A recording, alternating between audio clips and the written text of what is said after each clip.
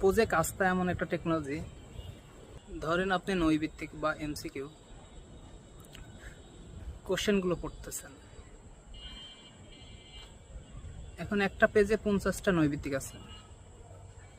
50টা নৈর্ভিত্তিকের কোনো একটা নৈর্ভিত্তিক আপনার কোনোভাবেই মিল পাচ্ছে না, আপনার জানাই নাই আসলে এই নৈর্ভিত্তিকটা কি ঘটনার প্রেক্ষাপটে নৈর্ভিত্তিকটা।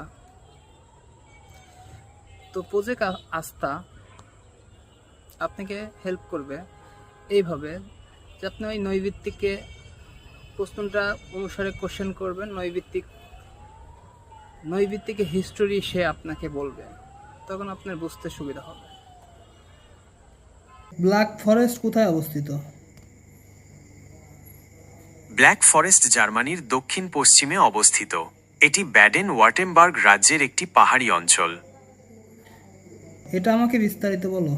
ব্ল্যাক ফরেস্টের ইতিহাস বেশ আকর্ষণীয়। এই অঞ্চলটি রোমান সাম্রাজ্যের সময় থেকেই পরিচিত ছিল। মধ্যযুগে এটি হাবসবার্গ শাসকদের অধীনে আসে এবং পরে ব্যাডেন ও ওয়ার্টেমবার্গ রাজ্যের অংশ হয়। ঊনবিংশ শতাব্দীতে শিল্প বিপ্লবের সময় এই অঞ্চলের বন শিল্প এবং খনিজ সম্পদ আহরণের জন্য গুরুত্বপূর্ণ হয়ে ওঠে। দ্বিতীয় বিশ্বযুদ্ধের পরে এটি ফরাসি দখলদারিত্বের অধীনে ছিল এবং পরে জার্মানির অংশ হয়।